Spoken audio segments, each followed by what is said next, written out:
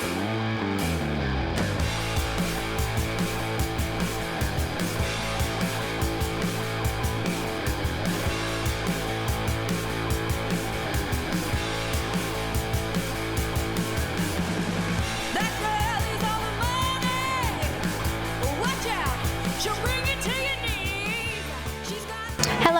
name is Sarsha Marsden and I play rhythm guitar. And I'm Brittany Britten and I play bass. I'm Jess Maio, I play drums. I'm JT and I play lead guitar. I'm Sammy O'Keefe and I'm the lead singer. Hot Machine, welcome to Australian Musician. Thanks for having us. Woo! So tell me, how did the band come together originally? So I moved from Queensland and I came to Melbourne and with a big dream of starting an all-girl rock and roll band. I met Sammy through friends of friends and she was actually playing bass at the time.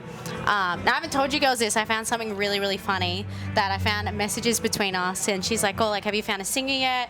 And I was like, no, like, can you sing? Like, maybe you can play bass and sing at the same time. And she's like, no, like, not at all. And then just one rehearsal, we were just playing around and she got up for fun and then she started pulling out crazy Pat Benatar vocals and yeah, you could tell she enjoyed it. It was a really beautiful moment. It was really crazy. It was weird. And then yeah, she moved over and then at my store when we were looking for members, Britt walked in. I work at a record store. And do you want to tell the rest of it? I hit on her pretty much. Yeah, I got drawn in by the basses, and then she came over for a chat, and she's like, "Oh, are you thinking about joining a band?" And I was like, "Yeah, I'm not in a band." And then she was like, "Oh, can I grab your number?" And I thought she was hitting on me, but that turns out she was being genuine. We started jamming. The three of us started jamming, and then Sashi slid into your DMs. And then, do you want to tell that side of the Oh, sure. Sarsha slid into my DMs asking if I was interested in joining a girl band. I've always wanted to join an all-girl band. I used to play with one in high school, and so it was really exciting, to be invited into another one. And I've been playing drums in bands all my life, so it was really excited. And then we all jammed together. Really vibed, the four of us, and then we were looking for a lead guitarist, and I happened to know JT from high school. We used to play in bands together then. And yeah, we got JT involved, and that was Hot Machine. Yeah. So did you all grow up listening to similar music? Oh yeah. I think all of us were blessed by our dad's music individually. Sure. All our dads sort of grew up with, AC/DC, the Stones, Zeppelin, like Pantera and bands like that. So we were all pretty influenced by Sabbath. Yeah, we were all influenced by rock and roll from a pretty young age. Yeah. Leather and Steel was the EP you released in 2024. Yeah. Where was that recorded? Who produced it? That was recorded at a studio called, what is it called? General Store. General Store. Yeah, sorry. It was a new up-and-coming studio. And, we recorded there. It was in Warrion? Yeah. So we drove like 3 hours. And, it was really good. And the producer was Alex Lasker from Kingswood. But, we recorded in like full 70s style. We were like just literally facing each other, headphones on, live the whole way. She's on the Money was pretty much recorded first take. And, so it was like super raw, which was great. Super raw experience. So how does a Hot Machine song come together? Do you all contribute to songwriting? It's been like someone will bring in a full song and then the others will be like fully, everyone is in a room and we jam it out, bring a riff, jam out a full song. But that's pretty much how we've done it so far. And where are you at with a new recording? Do you want to go for it, Sam? Oh, we're just in the middle of recording at the moment, which is kind of fun again.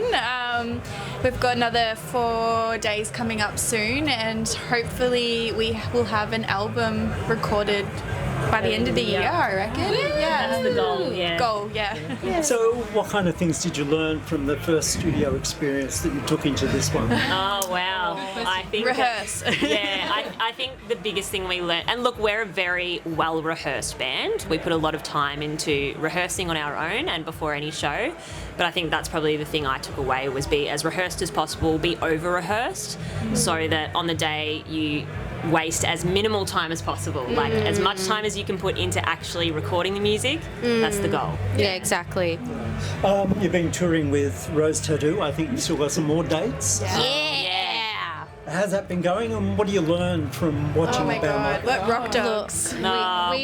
We have looked up to Rose Tattoo for ages. I think Rose Tattoo is probably one of those bands that our dads listen to. Yeah. So for us to be able to tour with them is like such a Trip. Yeah, it's a real it's a trip trip. for us. And we love Angry Anderson. Yeah, we do. So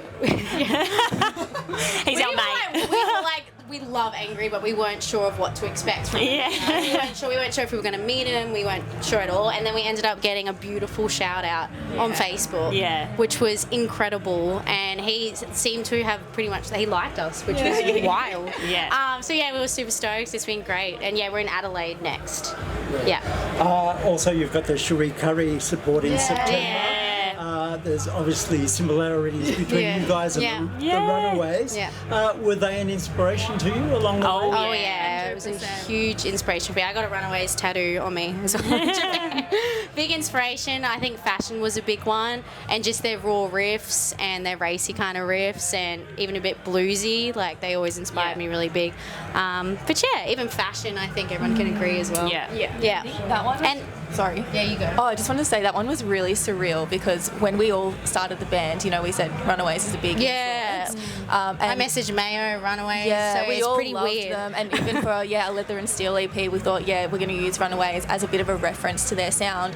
And then just all of a sudden, their touring agency just slid into our emails and it just came out of nowhere, and it's just really funny how life works. Tonight you're playing here at this wonderful venue for Fender. For their mod shop.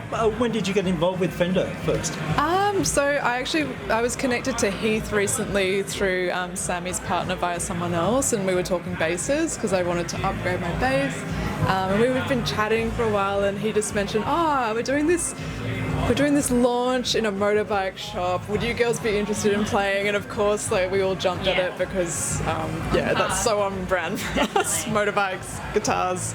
That's pretty much it for us. So, for those who do play guitar, what guitars are you playing currently? Scandal. Get it, JT. Sarsha and I are playing from the new range, obviously, a HSS Stratocaster. And Britt, you've got I'm on a P bass. Which I love. Any of you big on effects at all?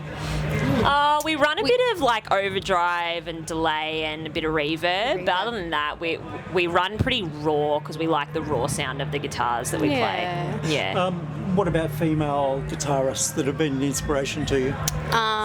Female guitarist, I love Lita Ford. I think she's very underrated. I feel like when she went into solo stuff, I think her guitar playing is amazing. Lita Ford would be a big one of mine. I reckon Nancy Wilson as well. Nancy Wilson's a champion for me, for sure. What are others? I feel like I'm forgetting some. Mine would be Susie Quattro. She's the queen, so queen of bass. Absolutely. You either went to Japan or you're going to Japan? We went. You did that? How was that experience? Oh, it was awesome. We were lucky enough to be there with Guitar Wolf from Japan and the D4 from New Zealand. And we did 5 shows across Japan in 4 different cities, and one of them being Shimane Jet Fest. And that was our first sort of major festival, which was international, so it was a great experience for us. So what's coming up for the rest of 2025? You said you're recording. Have you got many gigs? Well, I guess a new album, and hopefully maybe it's big tour for Australia on the path. And what's the grand plan for the band? Travel the world. Coachella. Oh yeah. Yes, to mine's Coachella. just to travel, be overseas, USA, A big Europe, US tour, a big Europe US, tour every year. Japan again. Yeah, New Zealand. We want to be open great. for AC/DC. That's the goal. Well, Hope Machine, it's been great to meet you, and all the best for the future. Thank you Thank you so much. Thank you.